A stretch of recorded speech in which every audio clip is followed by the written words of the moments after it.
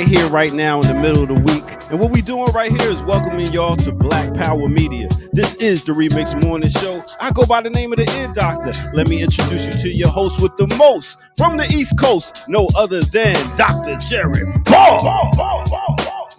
And let me go a little bit down to Baltimore for sure and go get my girl, Jackie Lugman.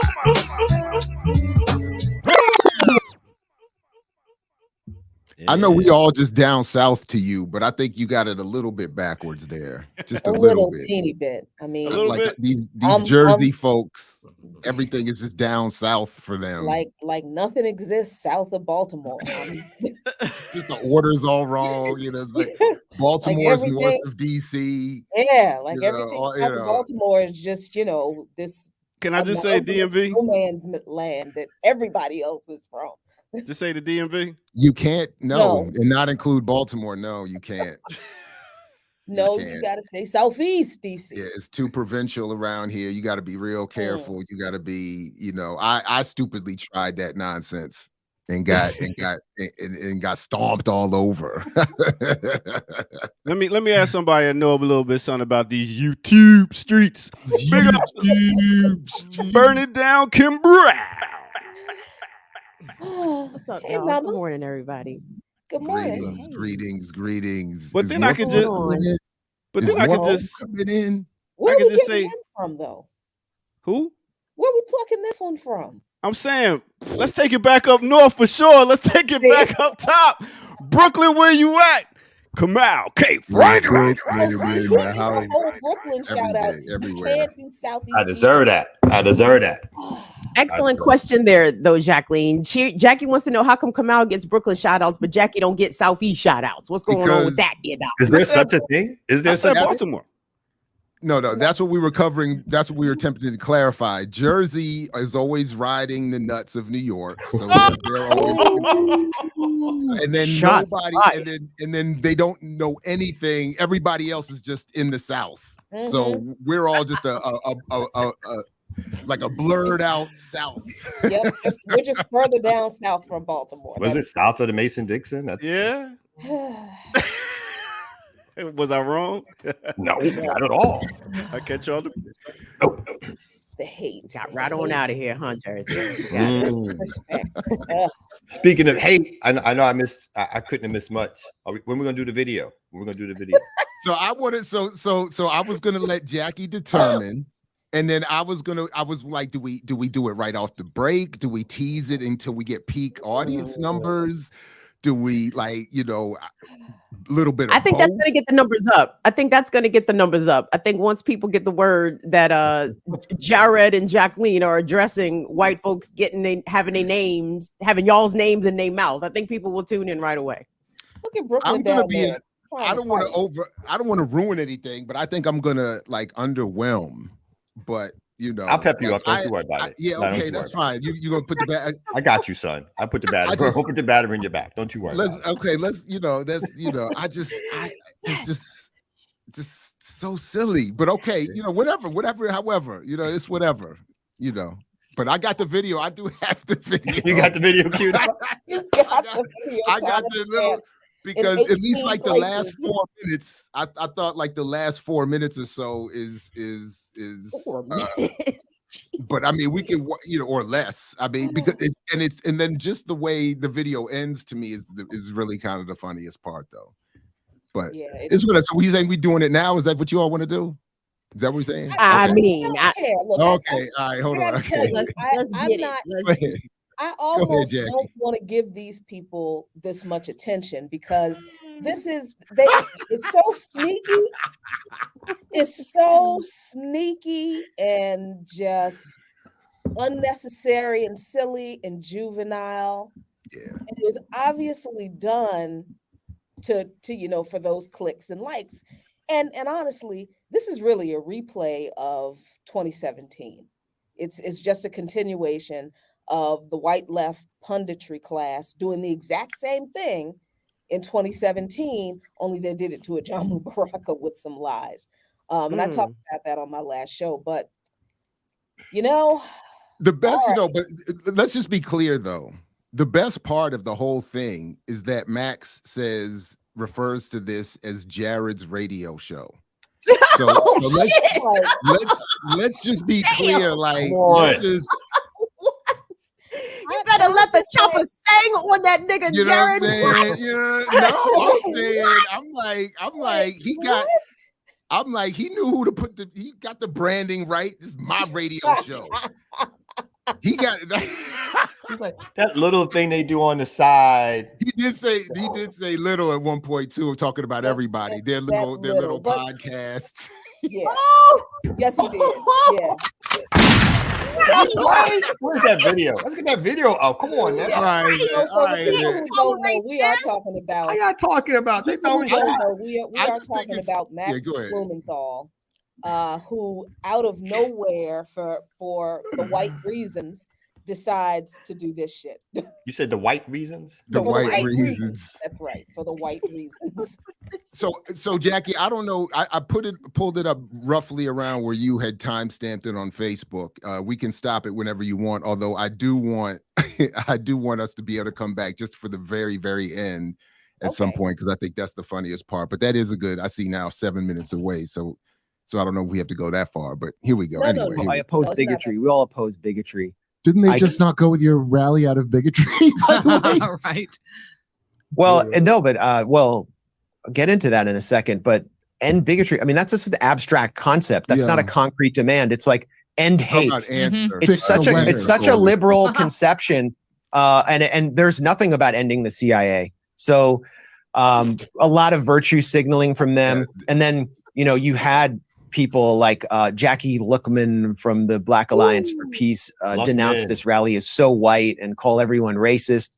And I saw her on my friend Jared Ball's radio program, and she was actually asked, who are you talking about? Who are you referring to when you call the speakers racist? And she called them latte leftists, like who've never done anything. And she spent 5 minutes refusing to name any names. Of course. So you can stop. And then she was involved with the Answer PSL's, half-hearted tiny rallies, and said that those are the rallies that we should be having. So I mean, it just really shows you why the anti-war movement has been in such a sad state, why it continues to have problems getting going, and it's just because of the narcissism of the people who have posed as its leadership and failed to deliver anything since the great anti-war protests against Bush's Republican war.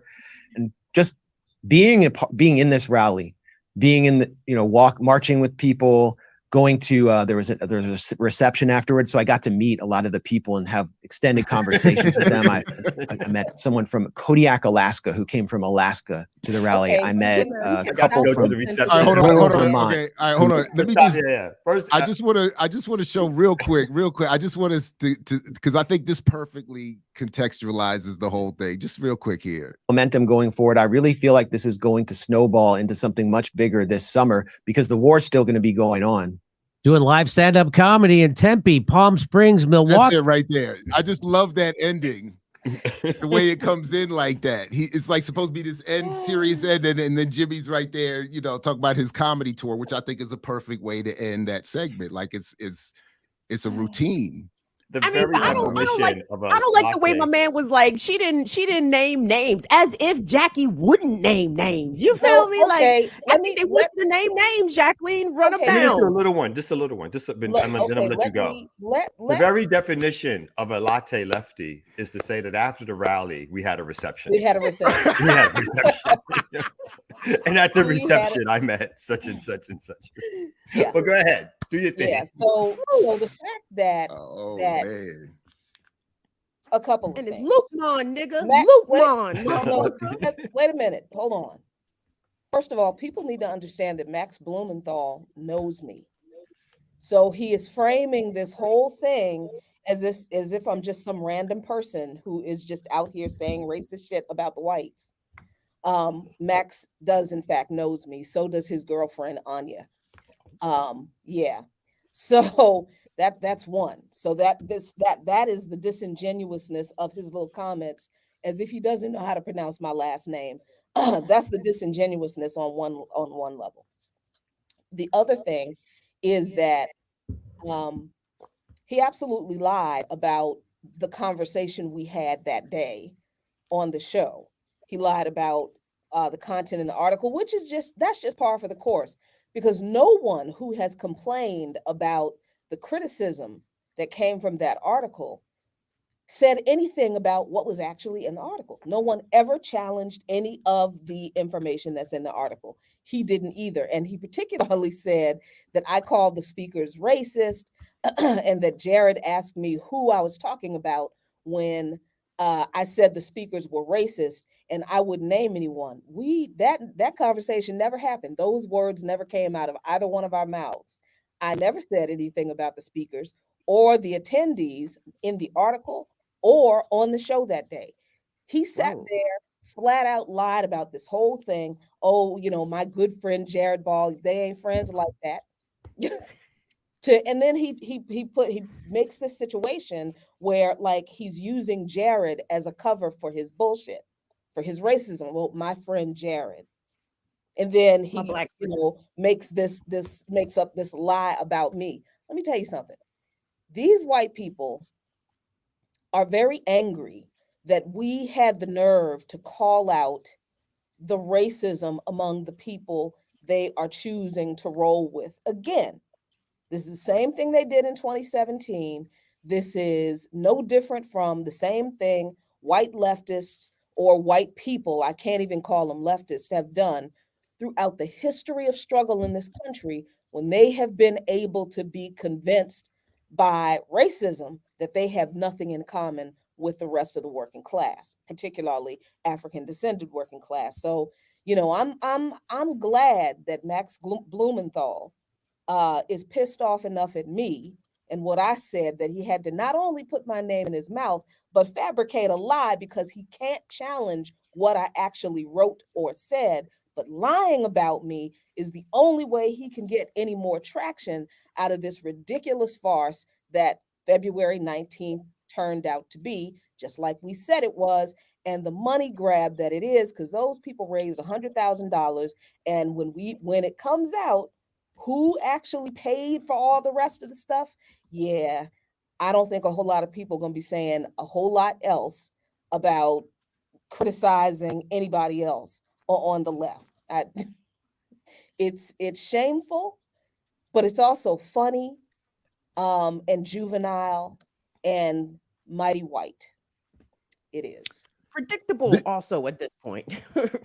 There's just a couple things I would want to add to what because I watched a bulk of that video actually, and it's even more comical beyond the personal stuff when you start to see that in that video they basically take responsibility or credit for saving the anti-war movement. And at one point they condemn what Black Alliance for Peace is meant to represent by saying that unlike the real Fred Hampton, who would build across racial lines, even with racial and political lines with the original Rainbow Coalition, these folks today are the fake, fraudulent heirs or descendants of that struggle. So it was particularly disingenuous at that part as well, to do that, which so that part was maybe the most irritating of the whole thing. But they're clearly in a zone of I don't know if it's like their version of the fog of war. There's a lot of confusion about who they are, what their relationship with others are, and what So but that said, there's just a couple things I would want to point out very quickly, and then we can come back to as much or as little of this as anyone would like. First of all, it's disingenuous. The whole approach is disingenuous. To suggest that, first of all, to suggest personally that we're friends is absurd. That ain't your friend, Jared. I mean, ain't your friend. Max ain't your friend.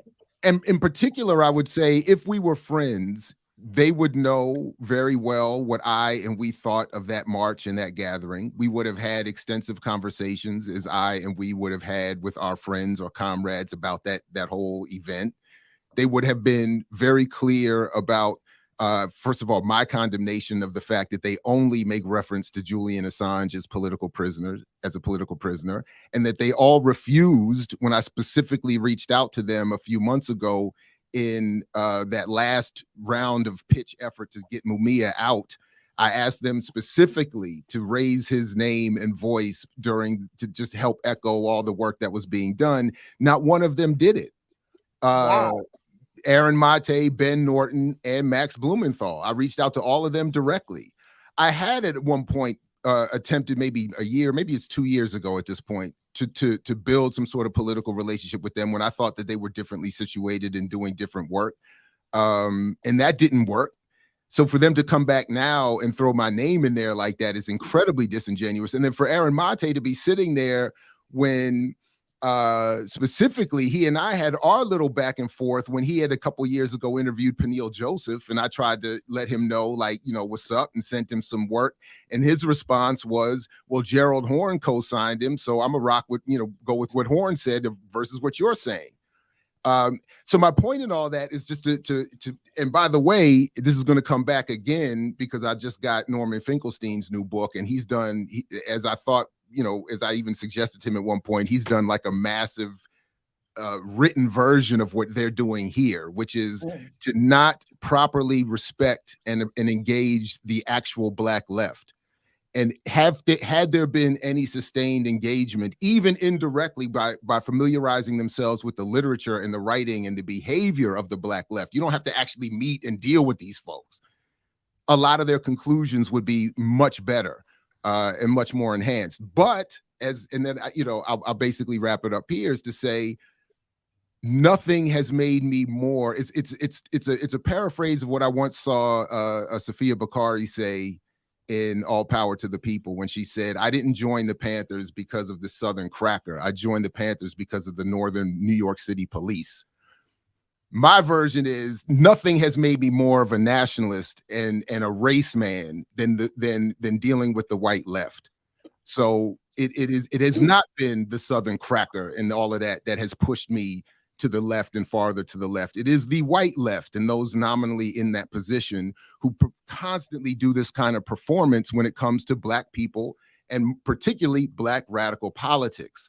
So that frustration aside, it's just unfortunately comical. And then one last point I noted here, Ben Norton, their comrade, was in a PSL Answer coalition thing. The last time I saw him in person, live and direct, was at that DC event some years ago that the PSL had put together. So my point is, to your point, Jackie, now for real wrap it up, is that I didn't mean to do the preacher. I'm gonna wrap it up. I'm gonna do the real wrap it up now. Is that they do know who we are. They do know how to reach out. They would know how to find us and build with us and really learn where we're coming from if that was in fact their intent. And clearly it's not. So it's just disingenuous, it's silly, and so that's why we're here doing what we do. Yep. So I say mine? I got a little bit. Oh, yeah, go ahead.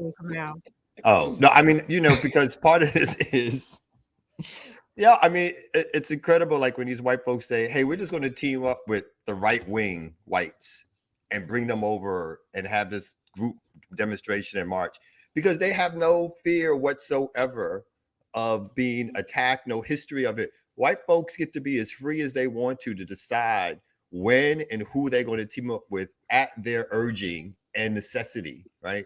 So as soon as something happens that involves Black folks, if they want to start having Black guests on or whatever like that, they're going to reach out.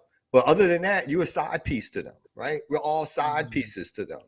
And if they have to ignore us, or they want to ignore us, or they're going to ignore us because they think the big money or the big troop is fucking around with these right wing folks and having like people so they can get on Fox News, they can get on CNN, they can get on once in a while MSNBC, or create their platforms where of course they get like hundreds of thousands of white viewers because they can mix all that shit up. There is no fear whatsoever in terms of their own history in this country, which makes them give a second thought to what it's like to be like a Black person and have to deal with racist white folks in the same room with you. And you're going to so-called organize with these folks.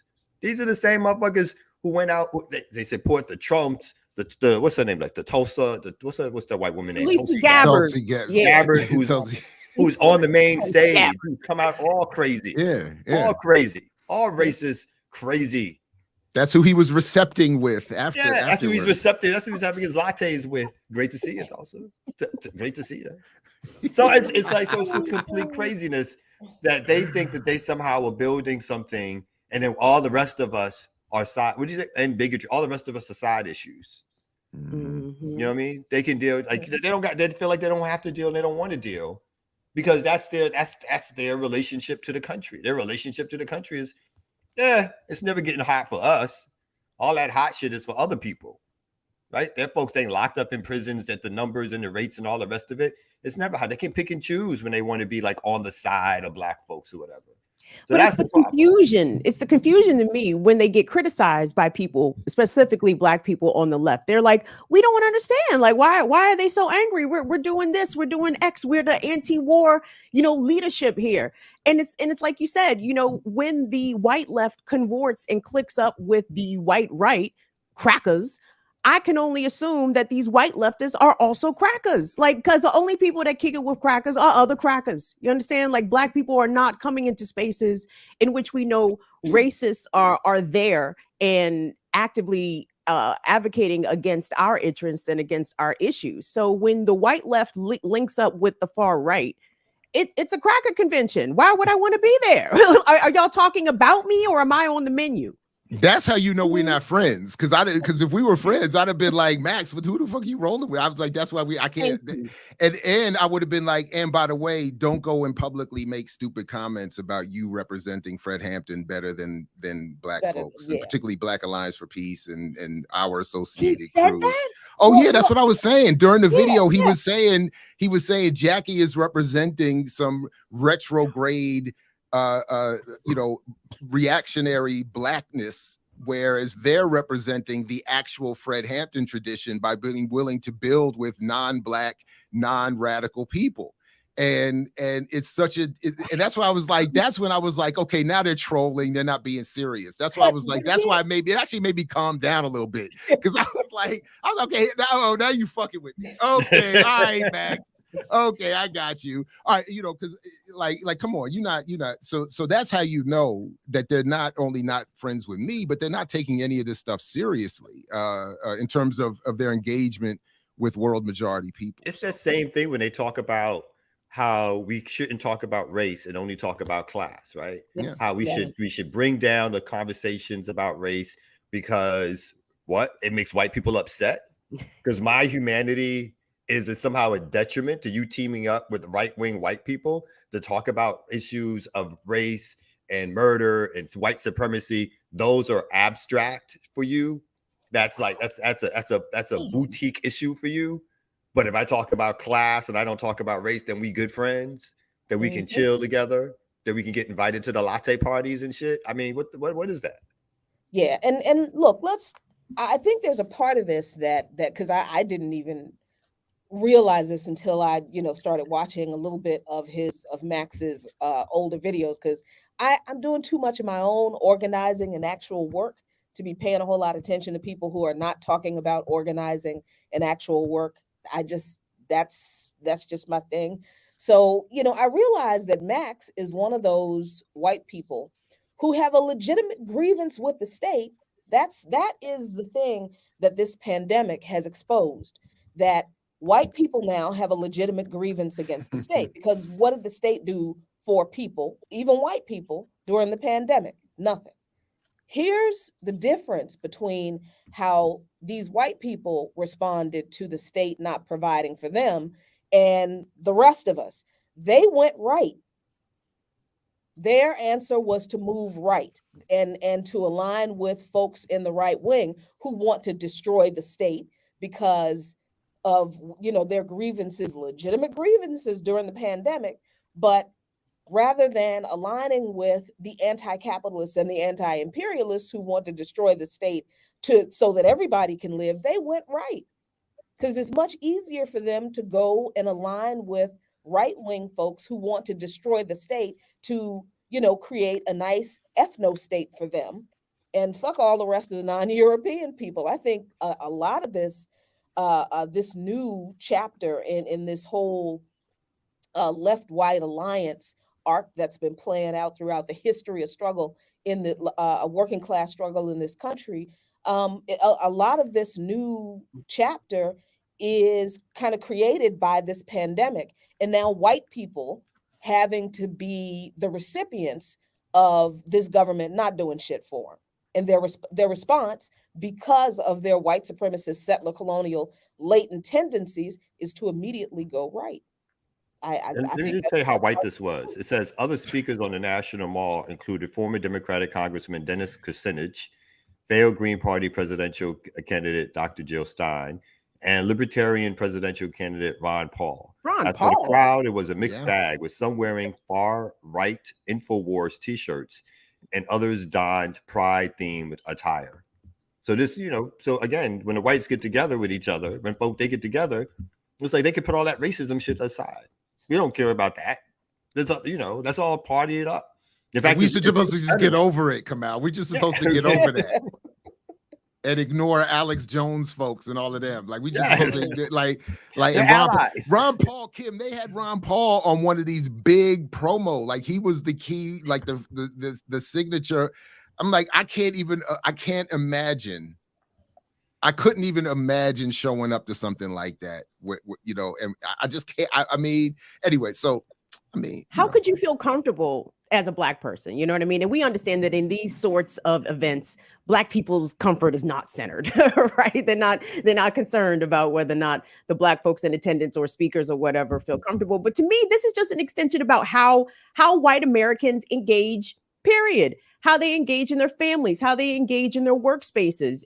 Even if they themselves are non-racist or hopefully anti-racist, they understand that most white Americans are not non-racist and not anti-racist. So they figure out ways to get along, and it's not a hard bridge to build between a non-racist white and a racist white, because at the end of the day, they still have the whiteness in common. So they will still operate within the best interests of whiteness, period. So, I mean, when we talk about the holiday gatherings and white folks got to sit around with a Trump uncle and this, that, and the third, like this event is another representation, another manifestation of that. White folks are very comfortable engaging with those of the opposite political ideology with them, and they will find ways to get along, but then they will chastise us for not being there or being critical. Like, why don't y'all come kick it with our racist uncles? And it's like, it's not the same dynamic, man. This ain't Thanksgiving dinner, and I ain't related to y'all. You know what I mean? So anyway, that's just. And I might be, and I'm still not showing up. Tell him, Jared. Tell him, Jared.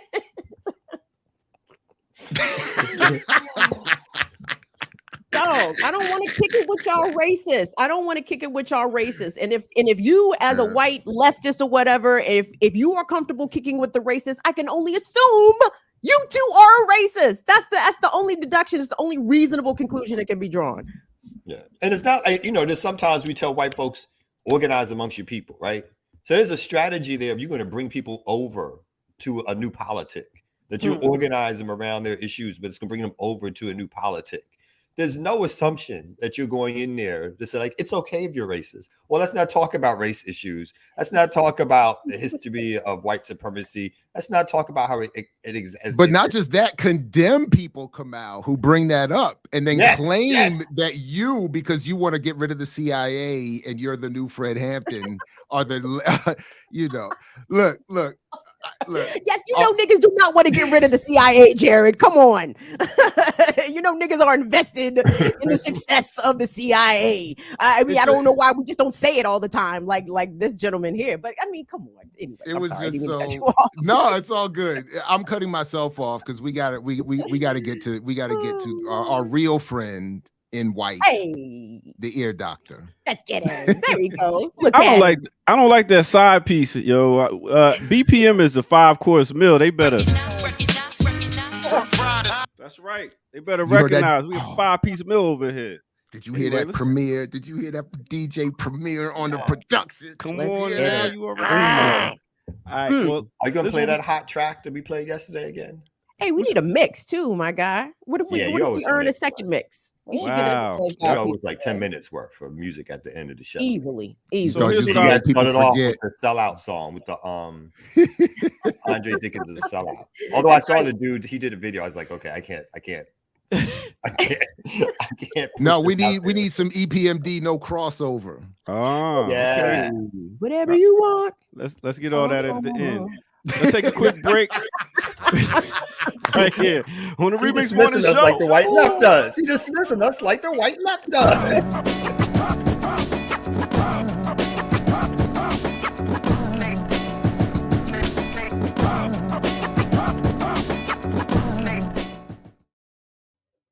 Yo, what's good, everybody? Welcome out to the Remix Morning Show. I go by the name of the Ear Doctor. Please make sure y'all hit that like, subscribe button. Tell a friend it's on again. Share it also, because Sharon's Karen, Karen's Sharon. And also go to patreon.com. Drop some change on there. We got some stuff up there. I just dropped a mix, old school to new school, with a bunch of samples that's going to take you back and make you mad nostalgic. With that said, let's go ahead and talk about it's Black History Month still, but here at Black Power Media, we don't just wait on a month. We give you Black History year round. So with that said, let me start with no other than how can I say this more as one of the biggest entertainers ever? Let me just put the picture up. That's right. Who are we talking about today? No other than Mr. T, also known as Lawrence Trudeau. He is an actor. You might have seen him in the A-Team as B.A. Baracus back in the 80s. You might have seen him as Clubber Lang in 1982 in Rocky 3. He's also got his hairstyle he got from the Badinka Warriors of West Africa. He has a catchphrase called, "I pity the fool." That's right. That is Clubber Lang. He also trademarked that, "I pity the fool." He's been around for a while, straight from Chicago, Illinois. He is the youngest son of a family of 12 children. That's right. A whole lot of people up in there.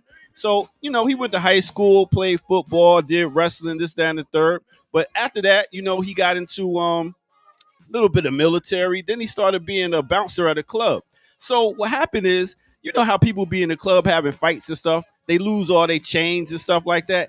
Guess where he got all them chains from? That's right, being a bouncer at a club, picking up all the chains that people was losing. So he wound up putting that on there for a while. And then after that, like I said, he picked up his whole style, the Madinka hairstyle, and was like, yo, I'm gonna represent for my people in Africa. Make sure y'all know what it is. What he was doing was he was also a bouncer. So he was bouncing for people like Steve McQueen, Michael Jackson, LeVar Burton, Diana Ross. This dude was even a bodyguard for Muhammad Ali, Joe Frazier, and Leon Spinks. This guy has a serial out.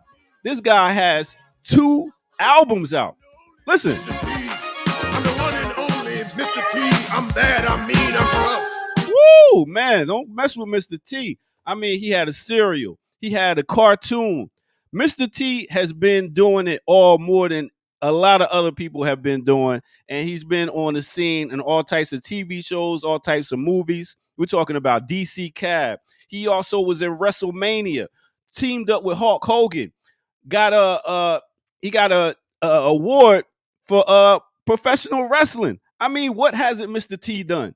He is the man, and like what happened also is he stopped wearing his chains because he went down to Louisiana during the Katrina, and he seen all these people suffering. He was like, I can't be down here doing this, wearing all this jewelry. So Mr. T was like, I'm taking off the jewelry because that's not Christian to me. With that said, big up to Mr. T. Keep doing it, Mr. T. Because I pity the fool who don't. Now let's get back to the Remix Morning Show. Let's go.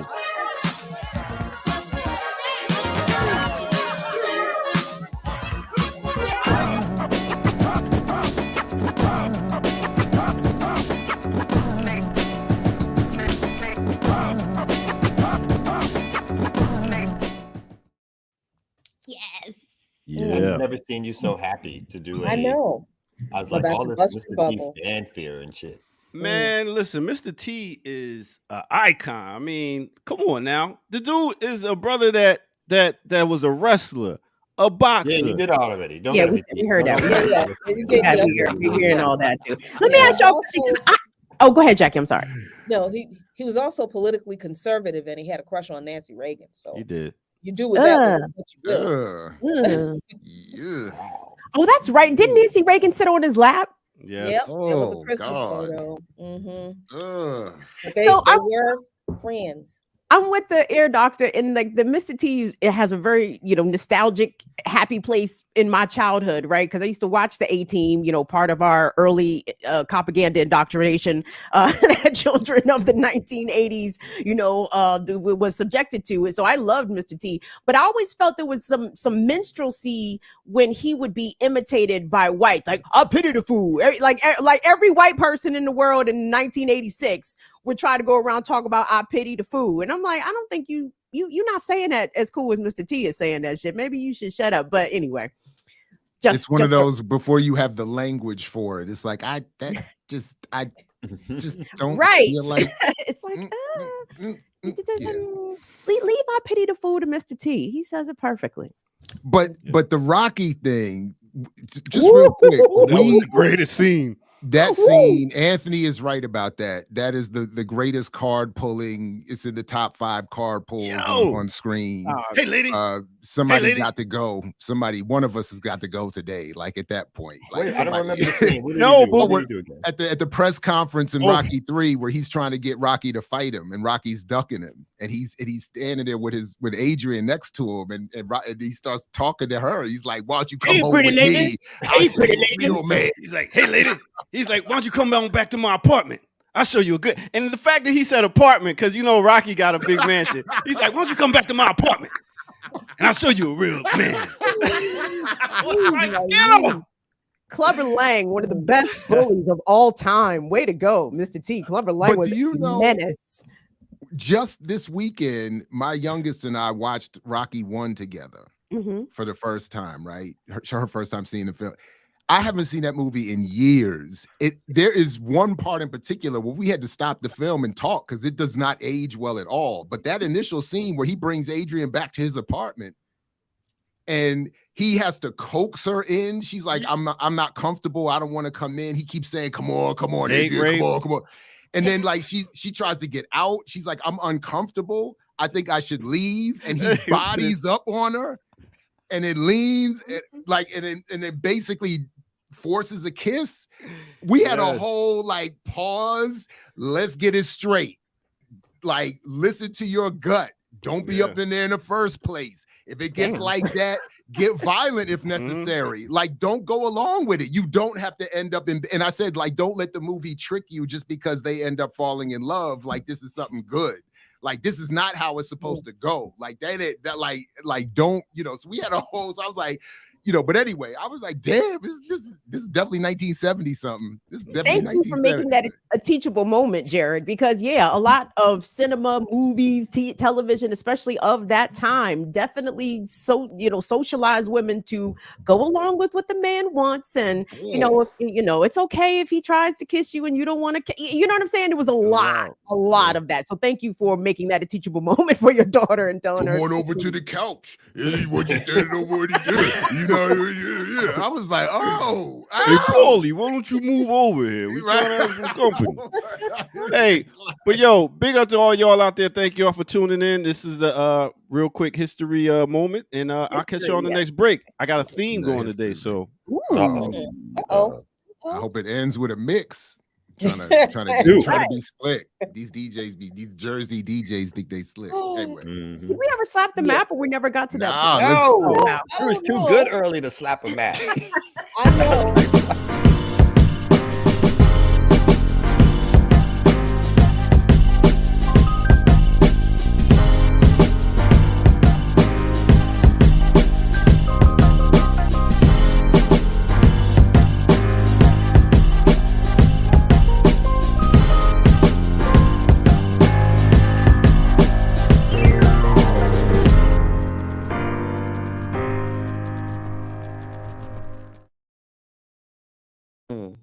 Love that mat slapping music. It's the Remix Morning Show, everybody. Today is Wednesday, February 22nd of 2023. We are 2 years old, and this Friday is going to be the celebration, the 2-year commemoration of the life of this channel, Black Power Media, and of course, this show, by extension, the Remix Morning Show.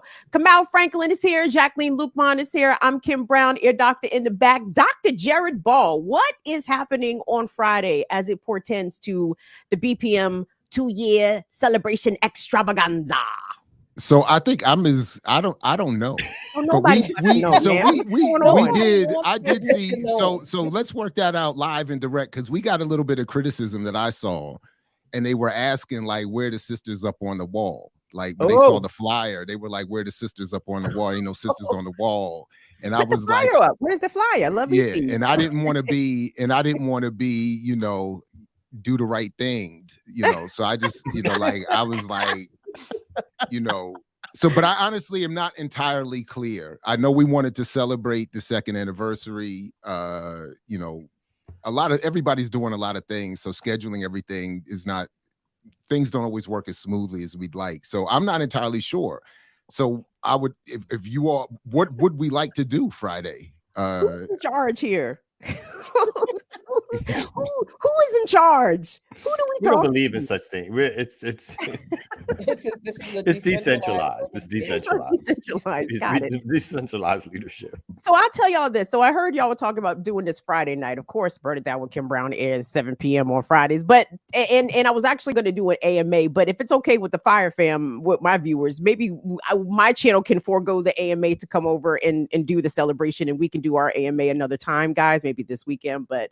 I mean, because I would like to be here. I mean, that's really nice, actually. That's really nice. Yeah, you know what? I appreciate that. I think, and maybe you'll get on the flyer. Maybe I'll make. Oh wow! Right. So can we do like hustling the flyer space. Jackie, are you? What's your timeline? You gonna be around? I'll be around. Let's do it. All right. Yeah. I mean, I'm. Yep. I love all of that. I am also, so Kim, I really appreciate that offer, but I would personally be flexible in us working. Okay, Kamal saying no. I was going to say we could go early and lead into Kim Brown. We could start after Kim Brown. We could pop up on Kim Brown and like blend. Like you know, with a blend, you know, like now you got to jump over here, you know, like I don't know. I'm up for all of that. But I'm up for all of it too. The problem is the organizing of it is not really going to happen. So when she said yes to that, it's like we should just take that offer. We should just take that and take run. That offer and be like, yes, all right. Yes. I do sometimes get excited. Yeah, in my eyes. I appreciate you trying to be accommodating there, Gerard. Thank you for trying to. Yeah, no. I appreciate that. I think that was pretty dope. So that, gentlemanly. Okay. What so else? Are we agreed? Yeah, but the short of it was I wasn't sure what was happening. So yeah, so let's do that. Jacqueline, here. What you got? So I wanted to wrap up this conversation because as an organizer and somebody who does organize with legit white leftists, I think we get in trouble when we end a conversation about these issues with, you know, all white leftists are racist. You know, that's really a mess, because that's just not true. Because if that were the case, then we wouldn't be involved in this thing with Answer Coalition and these other folks on March 18th. We organize with legit anti-imperialist, anti-capitalist leftists who are not all African. This does not mean to say this does not mean that there are some things we disagree, that there are not some things we disagree on, but among these folks, racism is not one of those things we have that issue with. So when we're talking about the white left and these kinds of I don't even know what to call them. They're recurring mass exoduses of white people who are able to profit off of progressive leftish ideology. And what we're talking about here is the online progressive / left punditry class, right? These are the Jimmy Dores and the Max Blumenthals and the Aaron Mates, and they are pundits, they're commentators. And as a commentator myself, there's no shade on that as an occupation until you start using your occupation to exploit the movement for your own personal gain. And that's what these people have done. And then I do think there is the influence of this pandemic that really has just kind of driven some white people a little bit nuts, where they've been talking about, oh, the system is unequal all these years, kind of saying the words, but they've never really experienced the system fucking them over until now.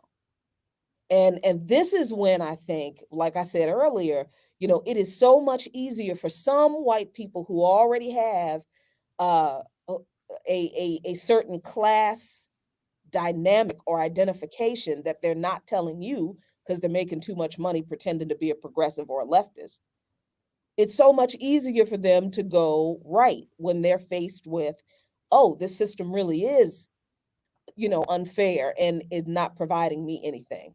But working class and poor white people, mostly, when they realize the system is really unfair and screwing them, it is organizers like us who help those folks realize you have more in common with us than you do with the bosses. And history has also borne that out, not just with the original Rainbow Coalition, but with organizations back in the day called Join, I think it was, Join Community Union of Chicago, Rise Up Angry, also in Chicago, one of those white organizations of immigrant Appalachian whites, poor whites in Chicago. The October 4th organization in Philadelphia, White Lightning in Bronx. This is an article from Toward Freedom magazine that gives the history a little bit of some of those white left organizations who dealt with whatever racial bias they had, did away with that, and became comrades fighting against white supremacy, against capitalism, and against imperialism. So as long a history as there is of some white folks being working class white folks being convinced that their fortune is better pursued among the right wing, we have as long a history of working class and poor white people who are in solidarity with the same struggle that we have. So I think we have to be careful when we're having these conversations that we're talking about people in this particular instance who are not working class. Max Blumenthal is not working class. Aaron Mate, not working class. Jimmy Dore lives in a fucking mansion.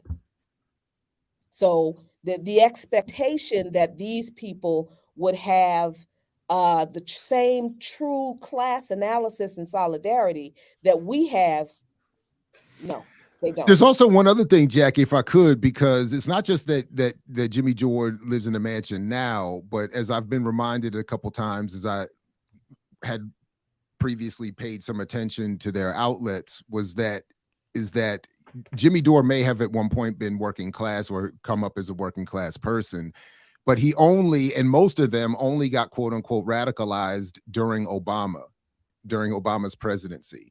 So I don't mean to sound, again, the cliche old man in the room, but for some of them, this is also brand new. Never mind what errors they're making in terms of politics and analysis.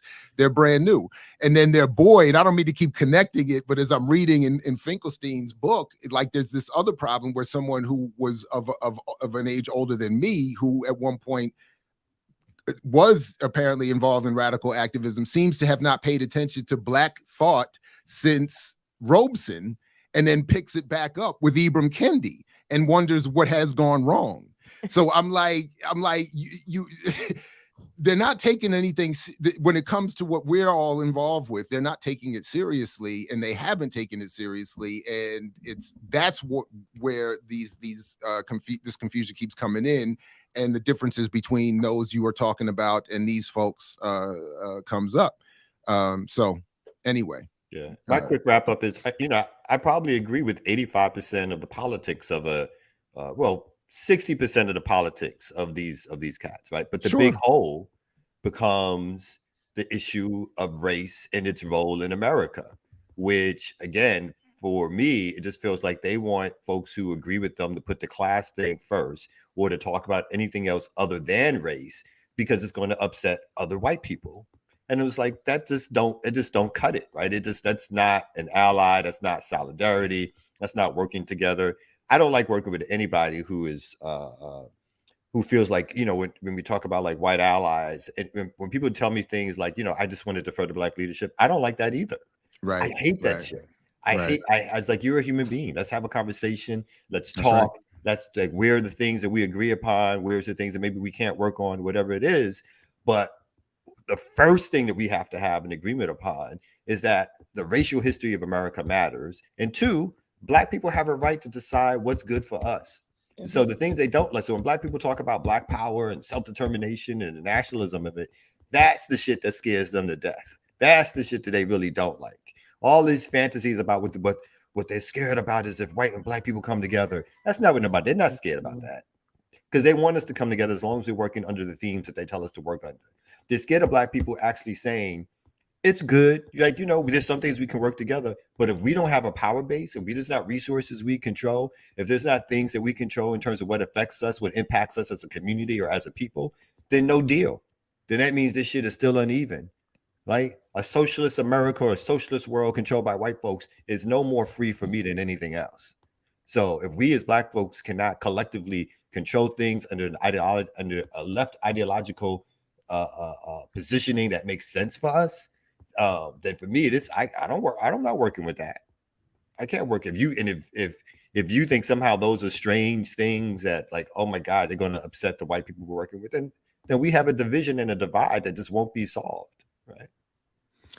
I think if it's okay, I have the first story I wanted to bring up is a perfect segue from this conversation. Given that yesterday was the 58th anniversary of the assassination of Malcolm X, a very brand new story has just dropped yesterday. In fact, co-authored by Herb Boyd and Don Rojas. And I acknowledge our recent disagreements over international politics aside. I do appreciate the work that is being said here. And I think it's a perfect segue in terms of what we were just talking about. Was Malcolm X betrayed by an African-American CIA agent posing as a Mozambican freedom fighter? So I've not been able to get to the entire story, but I thought just this first paragraph was pretty, again, given our just this last conversation, pretty interesting. Surveillance of Black Americans, especially those viewed as subversives, has been an enduring process for U.S. governmental agencies, whether defined as the FBI, CIA, NSA, DOJ, the State Department, or other law enforcement agencies. A close watch on the words and deeds of militant or radical Black Americans has been an active endeavor at least since the dawn of the 20th century. Long before eavesdropping or wiretapping were the usual means of keeping tabs on subversives, agents were busy spying on and compiling dossiers on individuals who would later be added to the government's enemies list. So I might want to extend that history back a little bit beyond the early dawn of the 20th century, but whatever. Anyway, I just thought that was interesting. I have not had a chance to read the entire article yet and get to the details of who this agent was, but I just thought that headline and then that initial paragraph was again a nice little story. There's a lot of people who betrayed Malcolm. The list is pretty long, right? Right. Yeah. Representatives from all the alphabet agencies.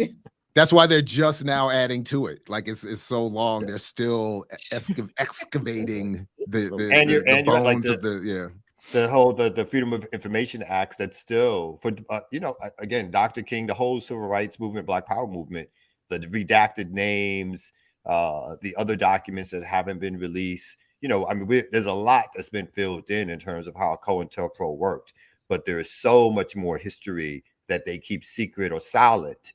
That they drip out when they think, again, it doesn't matter anymore. And so the history of betrayal of someone, again, not just Malcolm, but the whole movement of Black Power or the movement around revolutionary nationalism that broke away from strictly saying we want to integrate with the America, with the United States or whatever, is a strong history. And then we also have to remember, like, this is how tactical or strategic our enemies can be, because the very same people that they then come around and somewhat embrace were yesterday's enemies, right?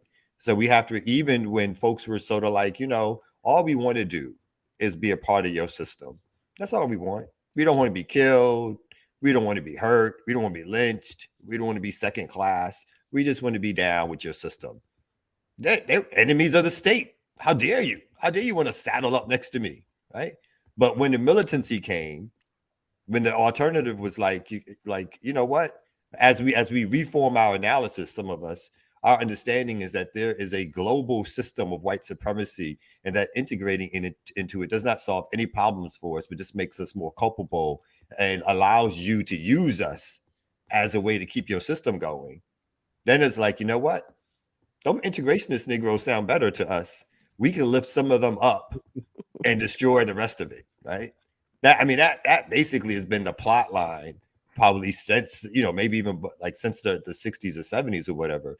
But everybody was an enemy at one point. And so this whole thing is around, again, when they want to exclude or just talk strictly about class, this whole project has been around making sure that Black folks keep a certain positioning vis-a-vis white folks in the country. And I mean the white folks as in working class white folks, poor white folks, and rich white folks, elite rich white folks, right? This whole project is surrounded around that. There's other aspects of it, but this whole project is still surrounded around what is that relationship. I think the conversation you guys have had a couple of weeks ago on earning your liberation. I hate the title, but earning your liberation. But it was a fantastic conversation. Earn your liberation. That's what it is. I refuse to remember it out of disrespect. To pick the title. But the conversation y'all had that was so fantastic was talking about kind of like that sort of like that history of whiteness and its relationship to Blackness. Yeah, I did this a few weeks ago. I'm forgetting all the details, but I think part of that was like also talking about white folks, like the "I wish you would" white folks, because folks be thinking like, there's certain ways in which you can talk or whatever. It's like, no, right. These folks have a certain relationship to who they are and what they believe, and they're looking to preserve that. They're not looking to bring you in. They're looking to preserve that. So. And I don't care that you don't like the name. Just putting that out there. I know. Just playing. And of course you agree with Kamal. Of course. All right, but you know what? The ear doctor's getting ready to come back up here. That's what. How about that? Saved you. Saved you from having to explain the past. He's ready to go up on Kamal. Hold me back, ear doctor. Hold me back. I got you. Let's go ahead and take a quick break, and we get back to some more news right here on the Remix Morning Show.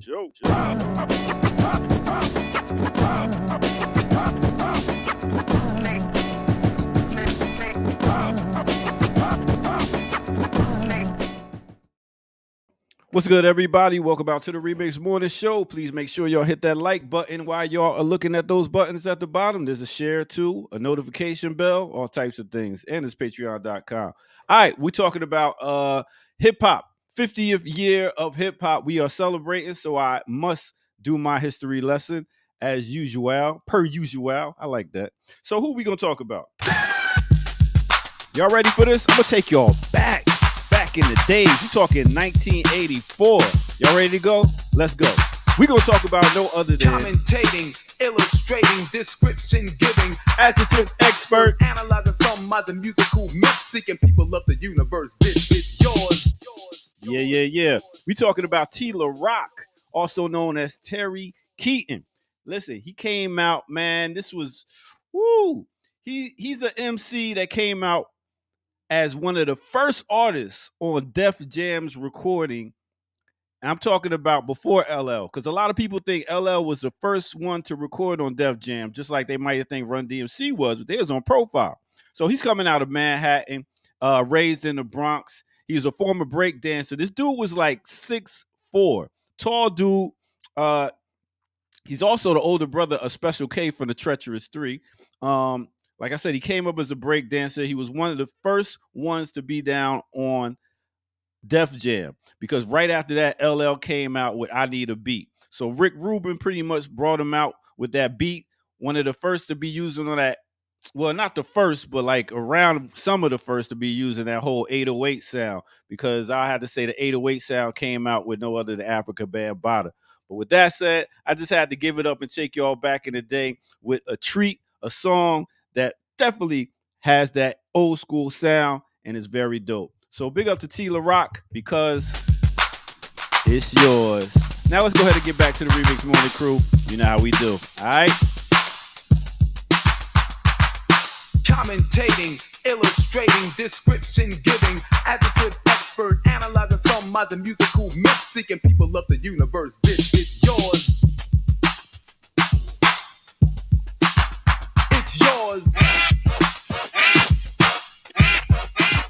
Yeah. Do you like it? Yeah. Do you What want was your it? theme? Hell B? yeah. You said you had a theme going. You went for Yeah. Mr. T. What was that? What's that theme, son? I understand. Okay, and that was who was that guy I just talked about? What's that connection to Mr. T though? T La Rock, Mr. T. I T didn't La get Rock. that either. Oh wow, that's slick. No problem. I'm glad you got it, Kim Brown. So that means it's gonna be Ice-T. Thank you, Ear Doctor. I know I tested below everybody else here in the class, but I be paying attention and shit. We get it. Okay. Alphabets and shit. Oh no, you didn't. May not did good on the test, but I can spell. No, you didn't. I never took the SATs, and I walked out of the GREs. So my scores could not have been lower. So just FYI. I didn't do the SATs either. How'd you become a doctor then? You flexed your white privilege, Jared. You have white privilege on them niggas. No, in fact, no, I no, the exact opposite. But no, because the SATs I could avoid because I was old. I aged out because of the military, so I didn't have to take them. Oh, and then the GREs.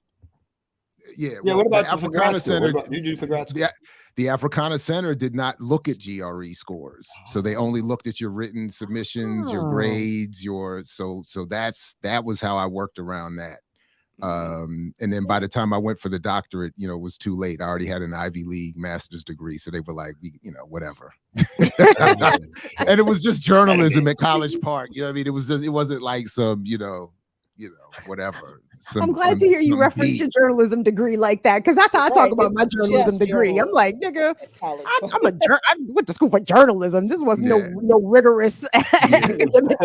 No, and especially not after the Africana Center where I worked. I went through the ringer. So by the time I showed up at College Park, where they were trying to, they tried to elevate it with some grad school level stuff, but and broaden it beyond journalism into communication, which is supposed to be, but it wasn't. It was just it just was too easy at that point. I was like, okay, anyway. But yeah, I'm with you on that. Yeah, my undergrad is in marketing management. I no offense to anybody who has one of those. And management. Yeah, that's the degree you get when you just don't know what the hell it is. No, it's communications. I think marketing is under that. I think my marketing degree is under that. I agree. Business administration. Yeah, administration. I think business is higher than that. I mean, we literally was sitting there learning about sort of like, I guess is my what's left of a memory, like how do you sell products to people or whatever like that. I mean, there's no science. And maybe there is a science to it. There is a science. Yeah. There's a social science for sure. Yeah. You remember Kamal? I sold drugs and pizza. I think your degree I think what you did was more useful during those years, and you definitely made more money than I did. You know what I mean? No doubt. I'm out of here, y'all. I'll catch y'all next break. Genius combination of products to offer there, Air Doctor. Drugs and pizza. I know. Market cornered. Love it. Get high. There was a brief time where your boy, as a delivery man, it is a perfect job to have. And I had my little low level, I had a little low level operation happening. And then, I just a little something on the side. You know what I'm saying? It was a nice little, what kind of pizza you want for real? You know what I'm saying? What extra toppings? You want that? It could get real good around here if you wanted to. You know what I mean? You try to give me a tip, I got one for you. You know what I mean? Let me hook you up with this little bit of special oregano. Damn, Jared, I wish I'd been old enough to buy weed from you back in the day. Oh man, it was just like this brief little. It was the perfect little, you know. He was the weed man that you invite in. You know those weed folks you invite in to smoke with you. Yeah. Yeah. And it was never all it was so that I could smoke for free. That was it was never like a profit making venture. You know, maybe it was like some gas money. You know what I'm saying? You know, like for my little crew, I was the little plug or whatever. It was like. He'll come through. He got pizza after work and a bag. It's like Jared is a great guy. Tell Jared get off. Hey, call him real quick. Tell him to pick up a extra large. Man, listen, I sold weed for about 2 seconds and made my shit so hot. I remember, anyway, this girl in my neighborhood hollered out to me while my mother was outside. Kimmy, how much you got ounces for? I said, you know what? I don't think the drug game is for me because this is blowing up. Your mom? Dog. Does your mom even understand the language though? Does she understand? That's funny. Well, she understood that ounce she found in my pocket that one time. That's funny. And what is this? Stuff. I don't know what it is, Mama. I don't know what it is. But I tell you what, you ain't gonna ever see it again because I am no longer in the drug selling game because I think are we being told something here? Is Ear Doctor trying to tell us something? Because I have more drug stories. Like my mother found LSD. I got, all kinds of stuff. I'm just showing you the new flyer. That's the updated version. Oh, he threw Kim in. Oh, Jackie, I didn't even know that. That's on in the middle there. Just. We're gonna do better. We're gonna do better. Don't. You sure are gonna do better. Afterthought. I feel like an afterthought, gentlemen. That is the after. If the afterthought were a flyer, that would be the flyer. Be it.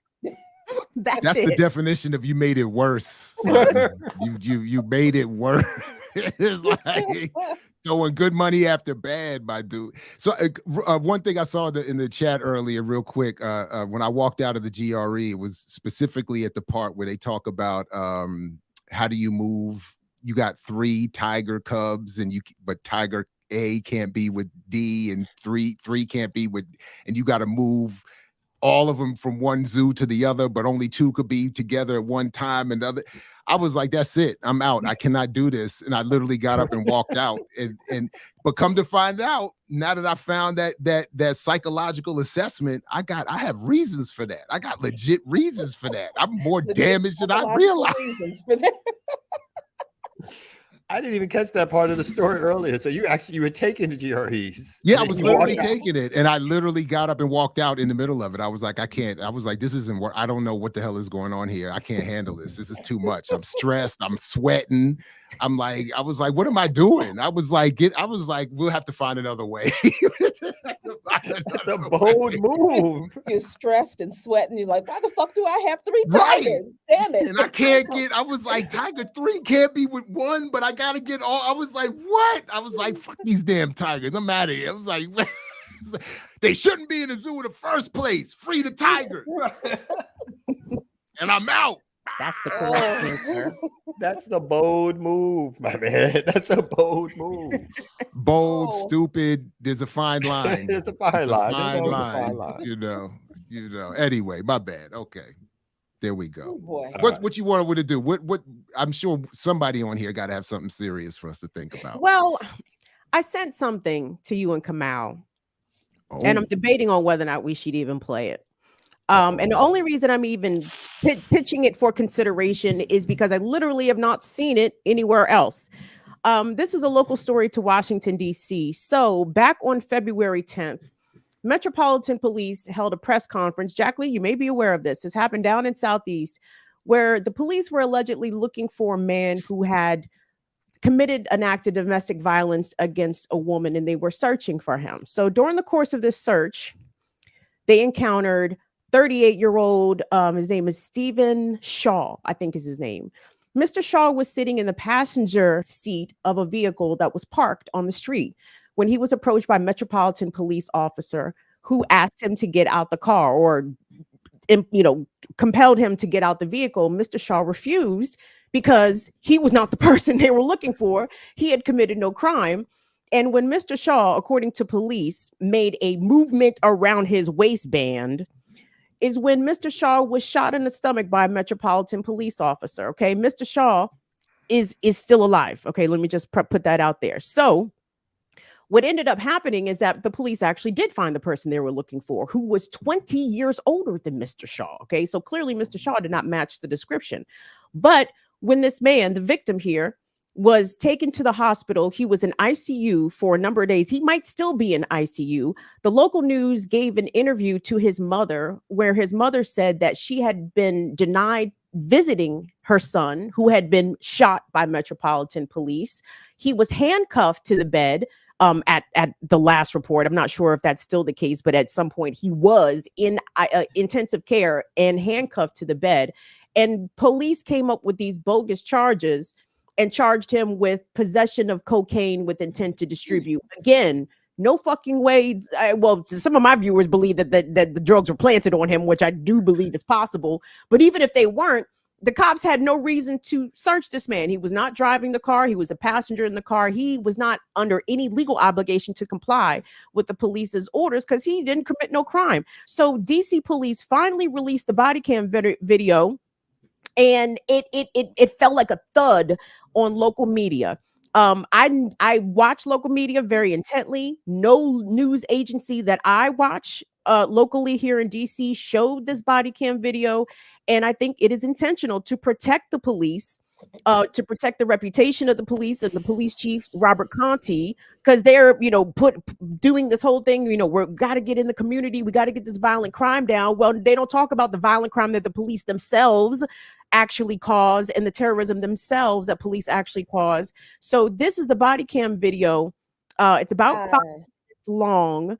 I have not seen this yet. I just found this, and I wanted. Your doctor is saying not to show it. I'm wondering if that's because he's seen it and we shouldn't show it, or if he's just saying not to show it because. Well, I'll leave that up to y'all. But Kamau is saying ignore him.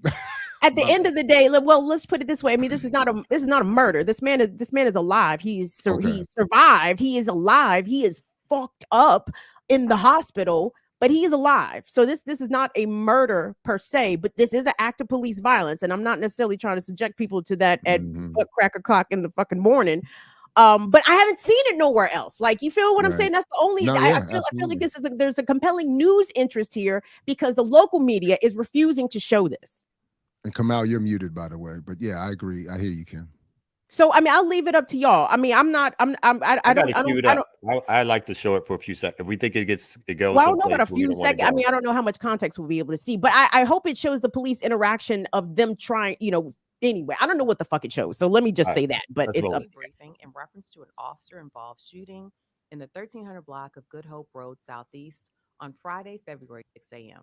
No shooting. I'm gonna skip ahead of the details. While on duty on Friday, February 10th, 2023, at approximately 6 Sciences, and will undergo further analysis. So notice though, this is important, as you said.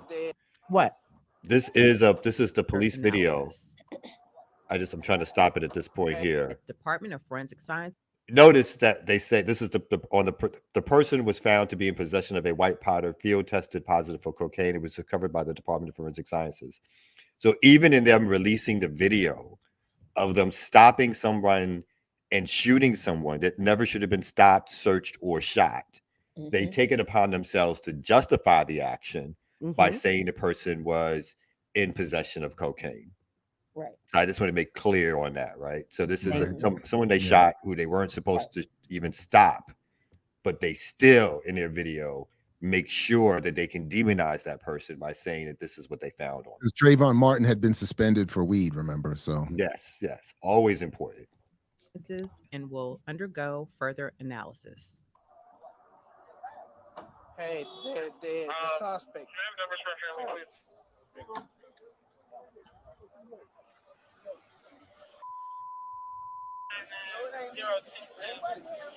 It ain't me, baby. It ain't me. What's going on? 7011. Some girl Did you ascertain the description given for the male with the yellow and blue jacket, is that the suspect or is that the complainant? The suspect is the one with the blue jacket. The complainant has all black clothes. So here they're justifying their stop by suggesting that he fits a description, and as Kim noted earlier, the person. Not me. Step out. Step out. Listen, just comply. If it is not you, we're gonna just find out. No, I'm not getting out. I'm not getting out. It's not me. It's not me, man. Hey, what you doing? You could hear the person on the call say blue. Stop reaching and show me your hands. Stop reaching and show me your hands. Now step out of the car. Step out of the car. Step out of the car, or I'm gonna listen. I don't want to put my hands on you. For what? I don't want to put my hands on you. Listen, this is a stop. You're just being stopped. Put out your taser. It's not me, man. One in front of. I have the suspect. I don't want to stop. Crazy, man. Send me one more unit. It's not Step me. out. Stop out and stop reaching. I really appreciate. It's not me. You're just being stopped. Motherfucker. All right, step out of the car, or I'm gonna take you out of the car.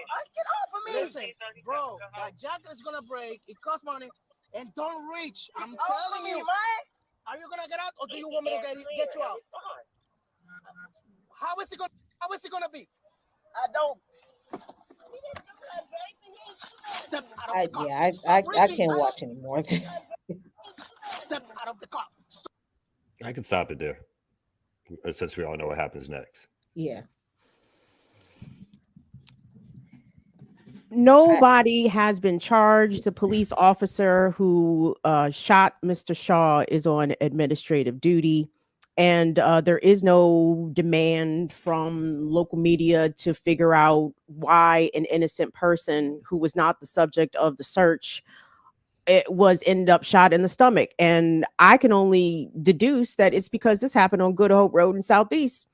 Let this happen on M Street in Georgetown with some white boy sitting in the passenger seat of a car and the police ask him to get out. He refuses and he ends up shot in the stomach. I bet you that'd make a lot of fucking news then. But because this was a black person in possession of drugs down in the black part of town, the news is like, oh, well, the police shot another Negro. News at 11. No big deal. I'm infuriated by that. And I'm infuriated that this is the only place that I've seen that video. I'm very disappointed in the DC local media, not shocked, but disappointed that this type of interaction that people of the city are subjected to by the police department does not get more forcefully interrogated by the local media, and it's very much accepted as a cost of doing business for Metropolitan Police. But I'm sorry, Jackie, go ahead.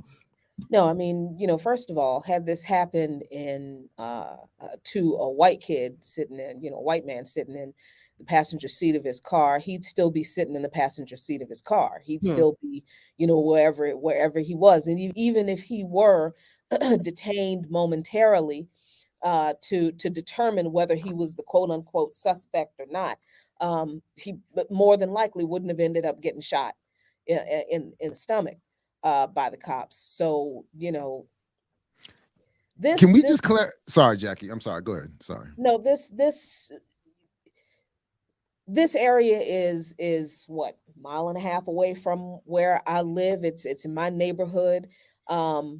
Me and Abdus started calling Southeast DC the reservation because because of the massive police presence on almost every corner, every gas station. There are 2-3 squad cars posted up. There are cops on every corner. They are all over the place.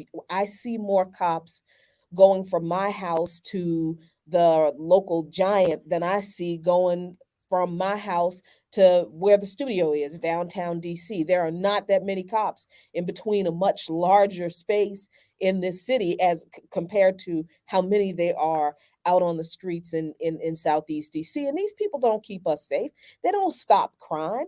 It is amazing how many times somebody does something to somebody else, maybe shoots somebody, and they escape by going down Southern Avenue, but there are more cops sitting at the gas station on Southern Avenue, and they somehow never manage to catch people conveniently escaping down Southern Avenue.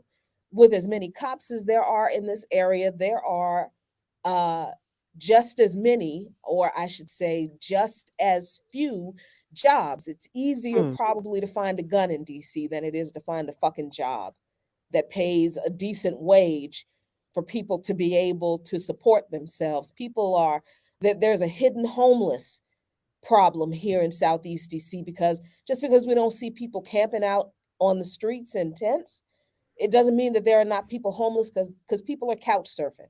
You know, people are sleeping in their cars. So that there are all of these, and then there are, obviously the mental health issues from the stress and the trauma, substance abuse issues that people need help with. So again, we're right back at this system manufacturing the conditions of poverty and oppression that keep our people desperate. And then they over police our communities by saying there's too much crime when they know damn well the answer to crime is jobs, healthcare, housing, education.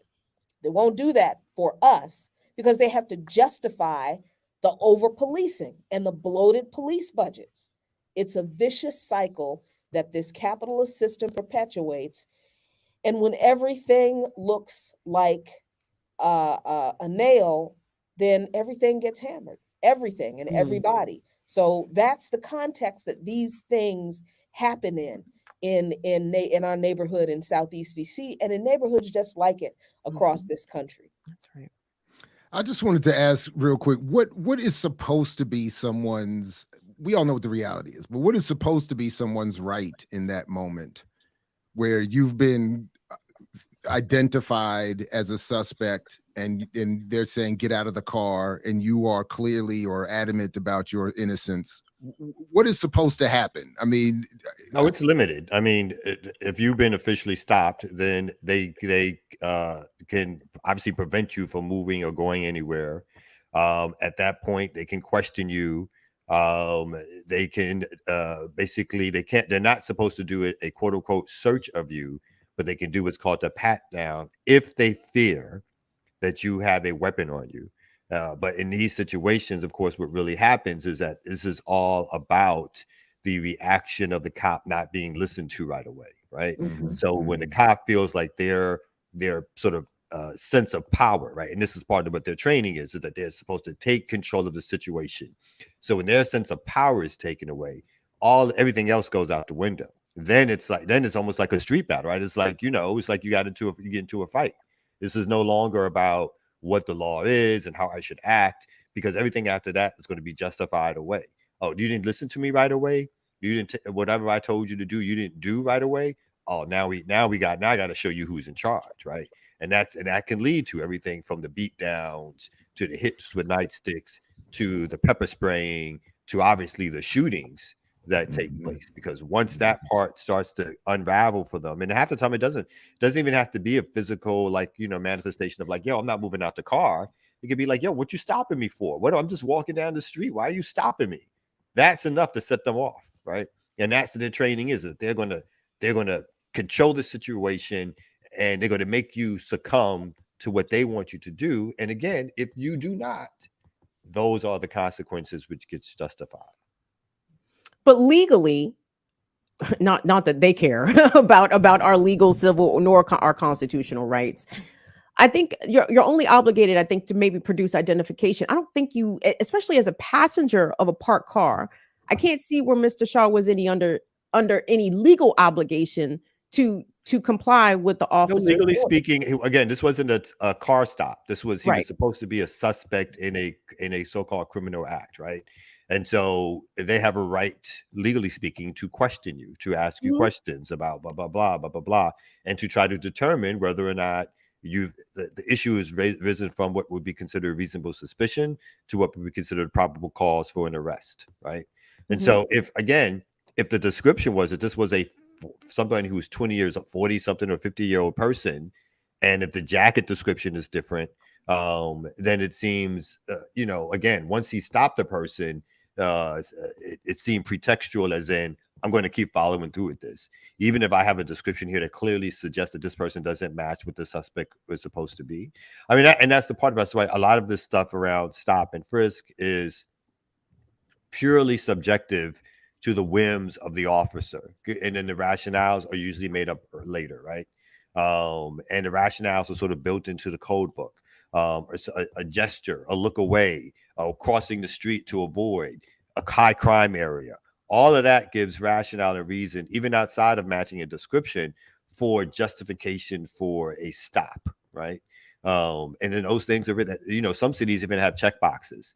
You don't even have to write it down anymore. It used to be you had to write down why'd you stop somebody. Some days they put the prefab reasons for you. Okay, if it's 3 or more, bam, bam, bam, that justifies it.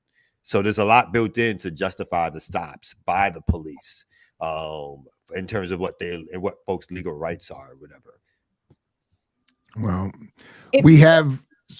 Sorry, go ahead. No, go ahead. I just want to say this quickly. If anybody knows any support that is out there for Mr. Shaw, please let us know, because I saw this man's mother be interviewed on the news, and it was absolutely devastating. I played it on my show last week, and I almost broke out crying on my show because I was so heartbroken for this Black mother who had to she witnessed this entire incident, by the way, his mother did. And they even showed a clip from the news piece that I used of the doctors, the surgeon, calling her on speaker and telling her that they had taken the breathing tube from her son. So her son was able to breathe on his own, but just to give you an indication of how critically injured he was. She said on the news that she's not certain if her son is going to walk again. It sounded like he sustained very serious internal injuries, to his, intestines and his GI tract. So this man is basically disabled from this police encounter. And I haven't seen any support links or anything like that for this man, but if you guys are aware of them, please share them, because I am heartbroken by what happened to this person. It makes me sad that I guess Black people just have to be flat out murdered. It's not bad enough that they maim us, that they disable us, that they abuse us. It doesn't make a blip on the news barely. But I think this was a very serious situation that happened to this man. Unjustifiably, it was horribly wrong. And I hope that there are criminal charges coming for this cop, because that's attempted murder all day. They were looking for somebody who was 20 years older and ended up arresting someone who was 20 years older than Mr. Shaw. Clearly, he was not the person who was the subject of that search. So everything about this is mad fucked up. So if there's any way we can help, please let me know, or let us know. Yeah, I'll definitely check around. But I really we have no rights in this legal system. The Supreme Court has repeatedly ruled over and over again, in case after case, in favor of the cops, of the pigs, doing whatever the hell they want to do. There is qualified immunity. There is asset forfeiture. There is the police can seize your property, even if you haven't actually committed a crime, if they have a reasonable reason to suspect that that you've committed a crime, and so they can search your vehicle. If they say they feared for their life, then that's a reasonable reason for them to assault you, take your life, whatever. We have no rights in this system. The Supreme Court has repeatedly made clear that the cops are under no obligation to protect and serve us, and they are under no obligation to adhere to any laws when it comes to us being abused or having our lives taken by them. We need to be clear on that. So the police releasing body cam footage, so what? So they release the footage, and still we're not going to get justice in a system that remains intact when it's the system that perpetuates the injustice. So apologies in advance, but we do have at least one right, and that's the right to ear doctor. That's right. Speaking of, you know what? All right, that was a good one. Okay. I mean, we're prisoners of war, straight up. I mean, if y'all was my prisoners, I wouldn't give y'all niggas no rights neither. I mean, let's keep it real. That's why the whites are afraid.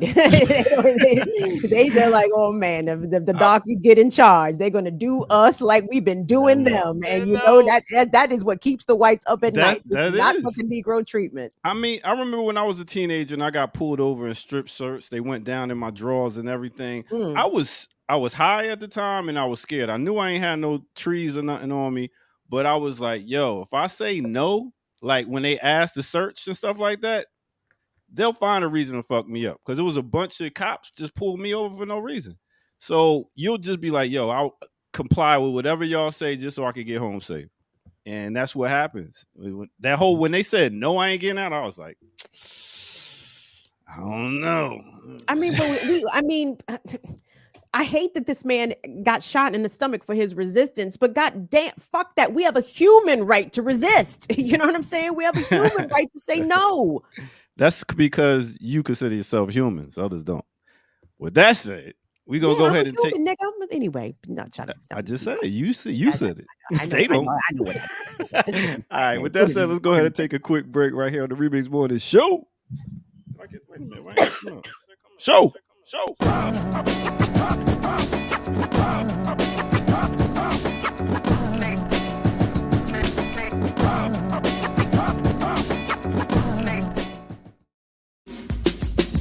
All right, we still here. We still talking hip hop. 50 years. We are celebrating today, all day, every day this year.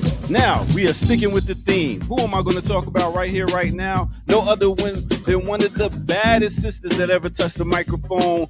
No other than Sweet Tea. The bass is thumping, the party is jumping. That's right, Sweet Tea. Let me tell you about Sweet Tea. Sweet Tea, also known as Toy Jackson. She comes straight out of Queens, New York. She's also known as Tasha T and also known as DJ Swoop. Well, she came out on Profile Records in 1980s. She came out with this song, It's My Beat, with DJ Jazzy Joyce. And she was down with Herbie Lovebug. You know Herbie Lovebug, he put out Salt and Pepper. He put out Kid and Play, Dana Dane, and all them dancing rappers. So even in her videos, she had a bunch of dancing and a whole bunch of dope rhyming. And a lot of them went off that whole, I believe, that whole go-go scene, especially like songs like On the Smooth Tip. So she had a whole bunch of different dope songs like that. Go check her out. Sweet Tea and DJ Jazzy Joyce. She actually only dropped one album, but it had a bunch of hits on it. So with that said, check out Sweet Tea. Let me get y'all back to the Remix Morning Crew. You know how we do. All right. Teasing the groove, yes, I'm back on the move. It's really to kill, cause I got nothing to lose. I'm at the top of the key, everyone's looking at me, and oh how they scream. Wanna know?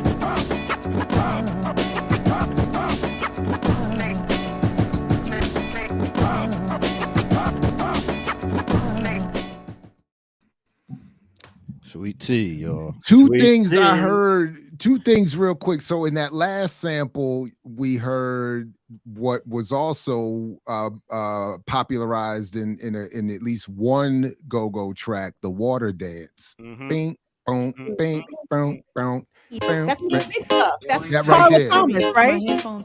Yeah. That's Isn't that Mr. Big Stuff? The cleanup woman? The cleanup woman. Yeah. Jackie, say it, yes. Thank you. And then the other one was James Brown.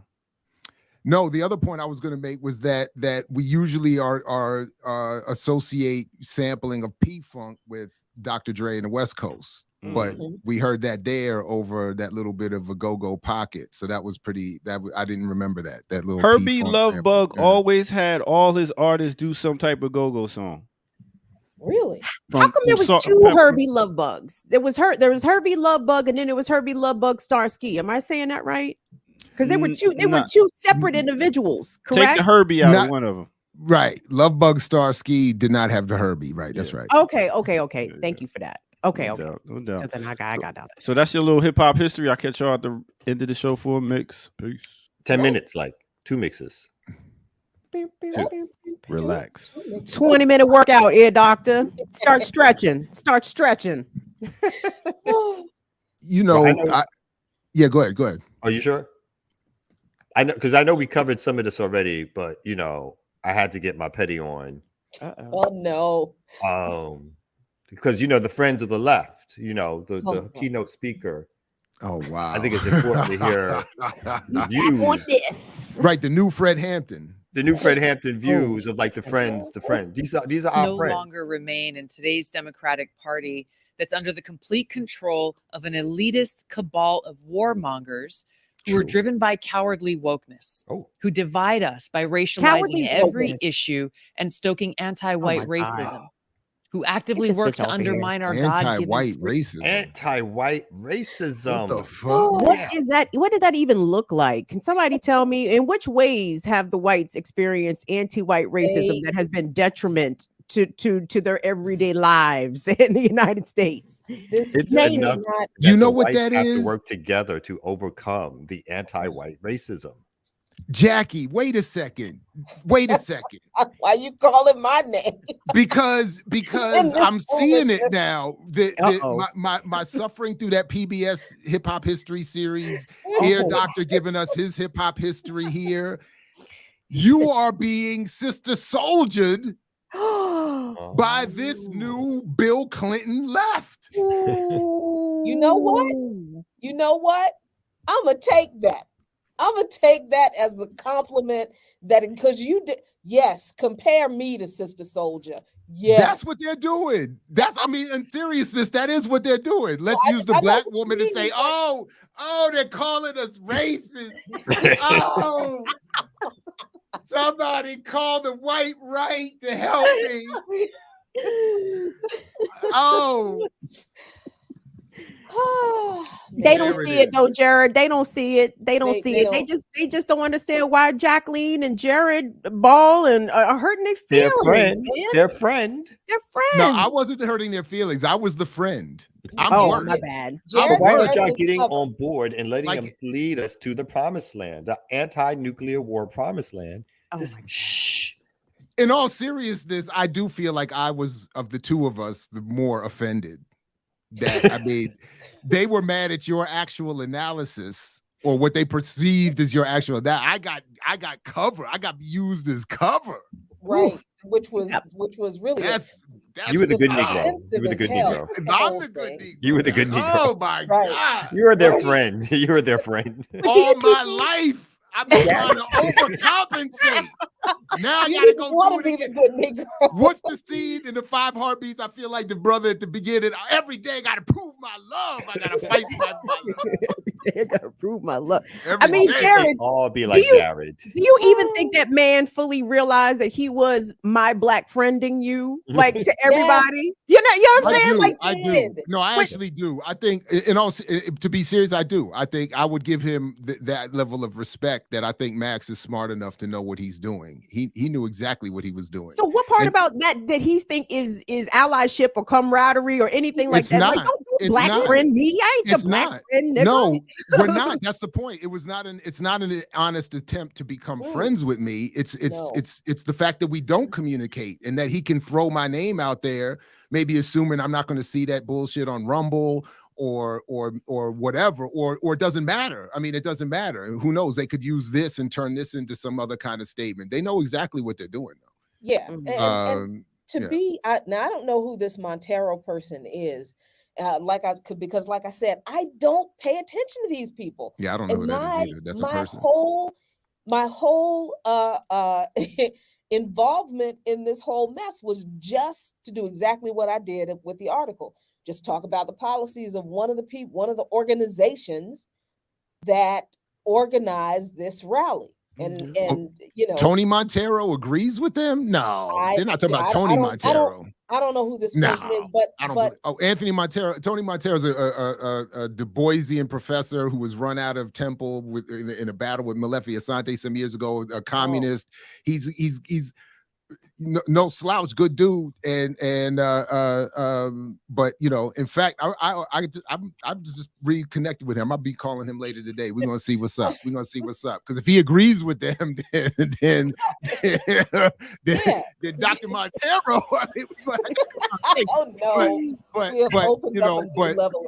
But the point would be, I'm sorry, real quick. The point would be, I will call him.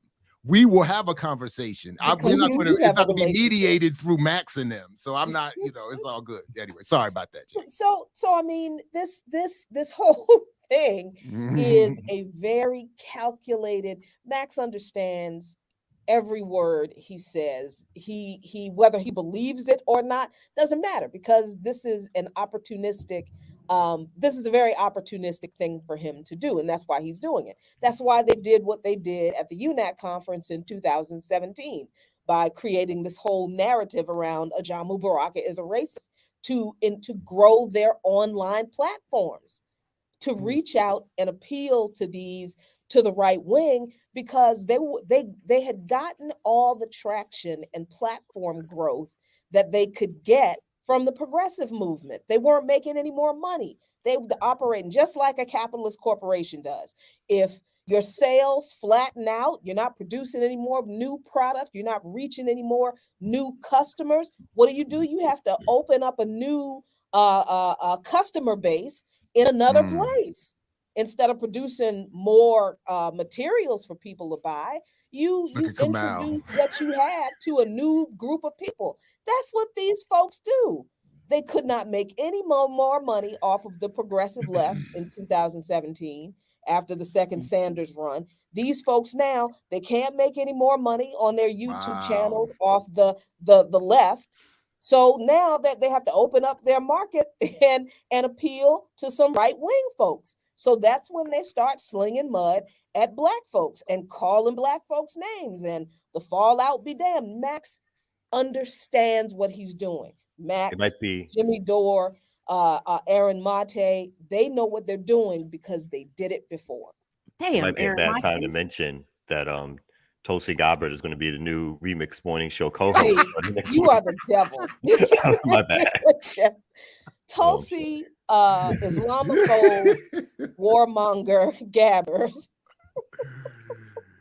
The elite wokeism, the wokeism of Washington. Is right, Washington woke? When? And that's the other part of this. You've got so-called left intellectuals and commentators like Chris Hedges using terms like woke culture as pejoratives in speaking to these people. Come on now, these are not unintelligent people.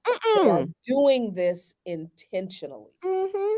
They know what they're doing. They know what they're saying. That's just what it is. Damn. But I like that. I will take that. I know they're giving that's the sister soldier treatment from the liberals. But if I'm going to be compared to sister soldier, all right. Yep. I mean that I in some way, to be fair, I wish that I didn't come up with that so I could praise it even more without sounding like, because I actually think that's a really good analogy, because I mean it's perfect to hold you up as and it's just like Clinton. I mean, Clinton had actually, I mean, they knew who she was. They knew who Sister Soldier was. They knew what she was up to. They knew what she was about, what her engagement was. And they took advantage of that and twisted it and ran with it. Yeah. And it's the same thing here. They know exactly who you are. And to appeal to who? To appeal to the white right. That's right. Clinton, that's what Clinton did. It's like, what black boogie person can I invent or talk about? Take whatever they're saying out of context or whatever. Because it'll scare white folks into voting for me. Well, let them know that, you know what? I got my black liberal friends, Jared, but the black radicals or whatever, all of us know that those folks ain't no good. We're gonna cut them all off or whatever like that. And that's what they did. And let me just say, this dude was not the only person who made the reference to the Black Panther Party, the original Rainbow Coalition. Frederick Douglass, Malcolm X, all of the people that I had, beef with, and I didn't name those people because they're random ass people on Twitter. Why would I sit here and just name some random people who, like, please, you close Twitter and they go away. That's, but this was a different story because dude specifically crafted this narrative, but all of the white people who I've had conversations with about this rally before I wrote the article and since, they have all used that, the Black Panther Party organized with the racists. No, they made demands of those people if they had racist tendencies and told them they need to repudiate their racism in order to be a part of the Rainbow Coalition. And the Young Patriots were organizing against white supremacy and racism, many of them before they joined the original Rainbow Coalition. So, yeah, there's that part that these people who use this history are themselves not doing the least of what the Black Panther Party did, and which is to make a demand of these white people. By the way, real quick, racism. Had they ever reached out to you or Black Alliance for Peace? No. That you're aware of in advance No, of all of this, like in the build up to the march or the build up to anything that they're doing? No. That's sort of my point. No. Yeah. Not once. And you know what? Look, that's not, I'm not, because look, we have a right to organize with whomever we choose and however we choose. So if they chose not to reach out to us, that was also their right. And I say that in the context of referring back to my article. There's a reason they didn't reach out to us. Well, because we're friends and I didn't even get a call. So I was just checking if they had actually, Right. So there's a reason they didn't reach out to us. And I'm talking about one of the organizers of the event. Their politics precluded them from wanting to reach out to us.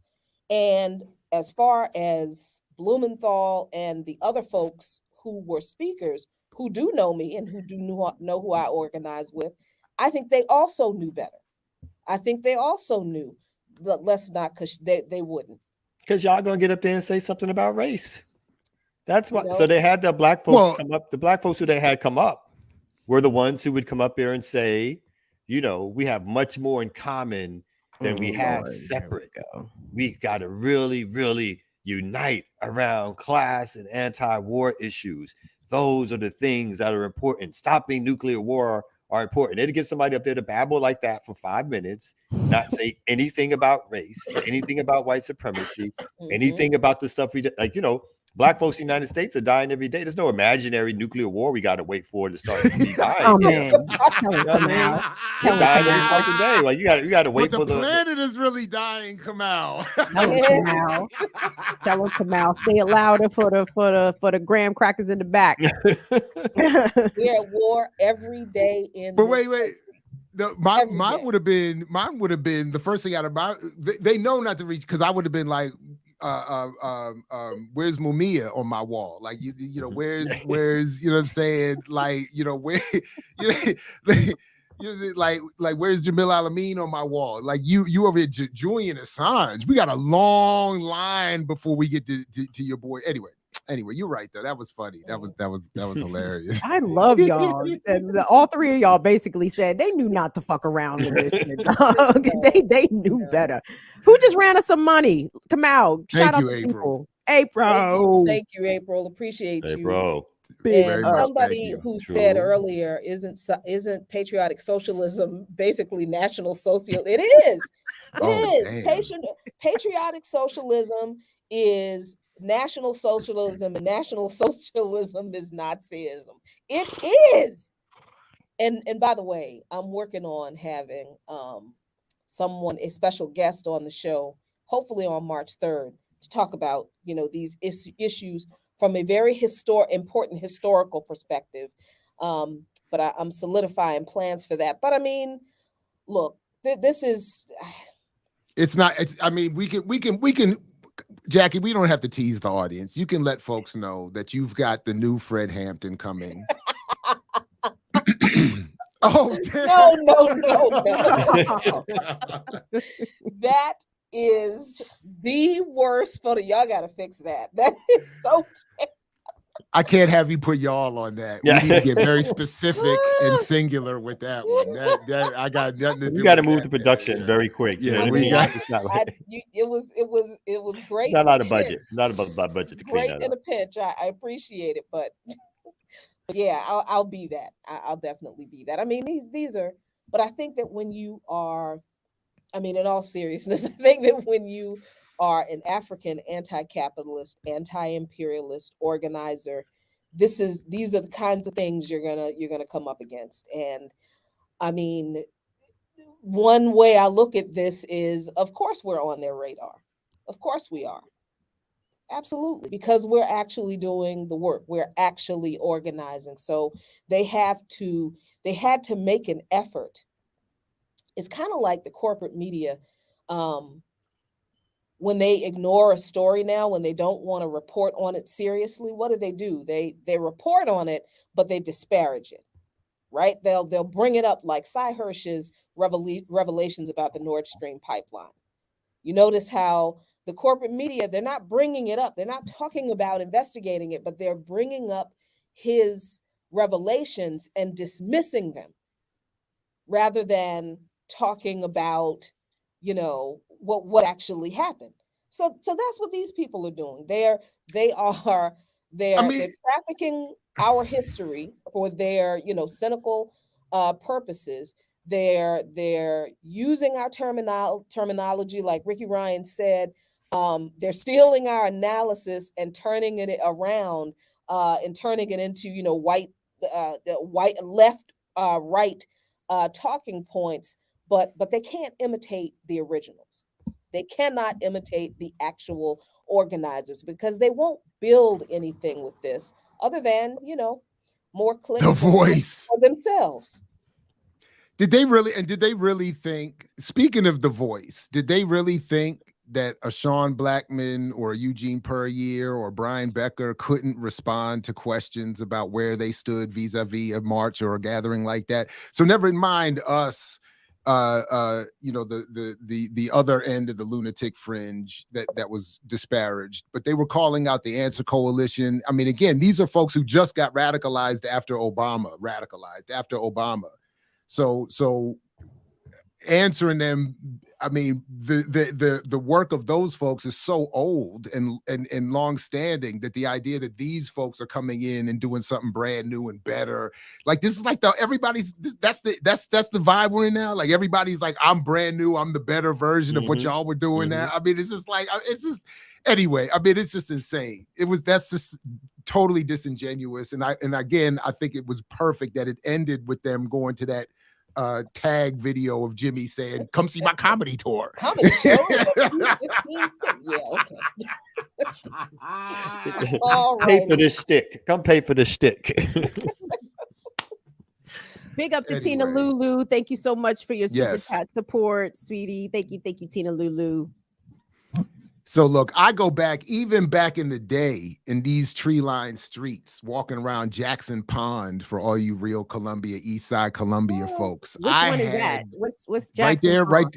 the one right down there in Long Reach, right down the street, right down off Tamar Drive, around from Phelps Lake. Oh, I didn't even know you could walk around that. I don't Yeah, think I've ever been there. and well, because some of us had to we had to walk through these tree-lined streets to go to elementary school. Now we didn't have helicopter parents that drove us everywhere. We got sent outside and say, make your way there and make your way back. And if you do, you have something to eat. Anyway, y'all lovely Columbia. Oh, y'all lovely Columbia people who could walk to school. Meanwhile, in Laurel, we were being bussed. I had to catch the bus at 6:52 a.m. With your right wing white we friends. really got the a children bill of the right wing white friends. We had buses. I didn't live in the too. I didn't live in the tax bracket. My zip code was not necessarily where the white Bush supporting parents lived at the time, but they were not far. They weren't far. They were not far. They're never away far. at all. They're never that far. And anyway, the real point I was getting at is that we would have our boom boxes on our shoulders. You would what? I absolutely did walk with the boom box on my shoulder with my stop tape mixtapes. If you lived in Columbia, what nobody gonna rob you? What nobody gonna rob you? You was safe with your boom box. Again, Kim. Jared, I love you, I Kim. don't want to hear You're it, the dog. best. You're the best. I don't You're the want to best. hear it, dog, because I know how safe Columbia was in the 80s, Slim. I know it was safe. I gotta run, y'all.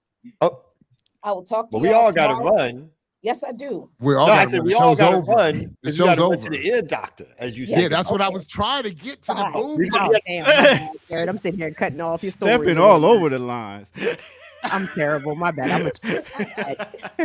Someone just ran us some bucks. Thank you, Franny. Franny Francais. Hey, I'll be in we like round here. Yeah, I'll be in New York tomorrow. I'm going to the Hip Hop Museum, and I'm also going to see Lettucey cover songs from Nina Simone. So it's going to be pretty. Yeah. So you're gonna do that after the show tomorrow? Oh, I might not see y'all tomorrow. I got an early flight. Gentlemen, hold on. Did we come to an agreement as to what we're doing Friday and what time? What's the time on the flyer? Nobody's in charge here, guys. What time on the flyer? It's too decentralized. At 7 o'clock. No, 7 o'clock. Show up. We're gonna do. We'll talk about my what we're gonna show do. is at 7. This You is just said you was postponing your show to come No, on. I said I was postponing my AMA, which happened by Ask Me I know what that Anything. means. I know what that Oh, Jesus, I'm sorry. I didn't either. I thought that was that's like a foreign language. We'll talk after. We'll get it together. Stick around. Stay on for a few seconds. Leave me off the flyer. Now you want to do the anniversary over top of my show? I mean, what? I just thought you said let's talk after the show. Let's talk after the show. Uh-oh. And then go play the music as I'm talking. It's respect.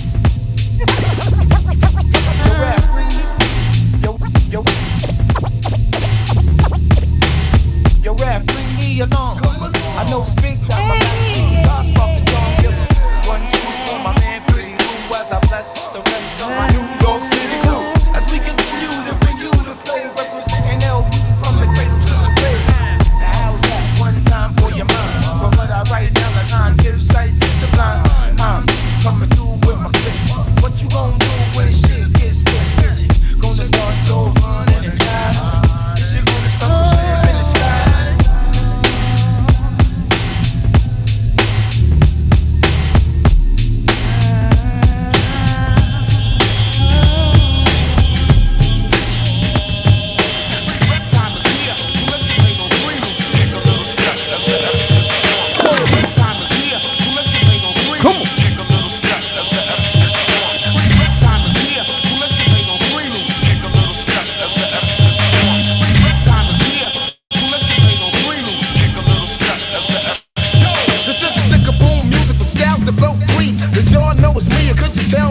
The Duke's crew of the new year makes the whole shit clear. Yeah. Give the question, I'm tired of brothers guessing. The Nubian name brought the X a lot of fame, but wouldn't it be a shame if it'll all up and ended? That ain't the plan of hat and shit like that ain't intended for the slick-headed wonder. Wear shaggy pants, old school kicker without the other circumstance. Got a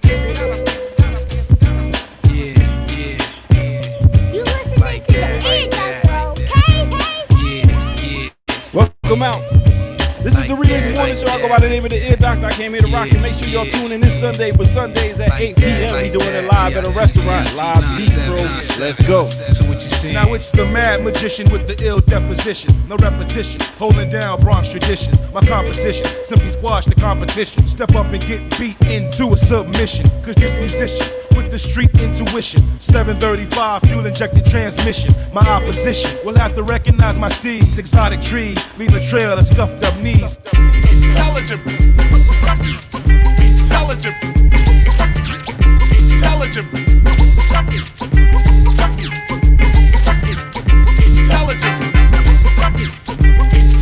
DJ Premier Gangstar, you know how they do.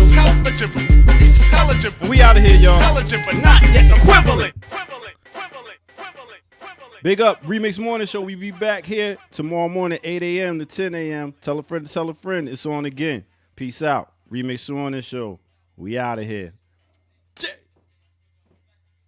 Get real deep. So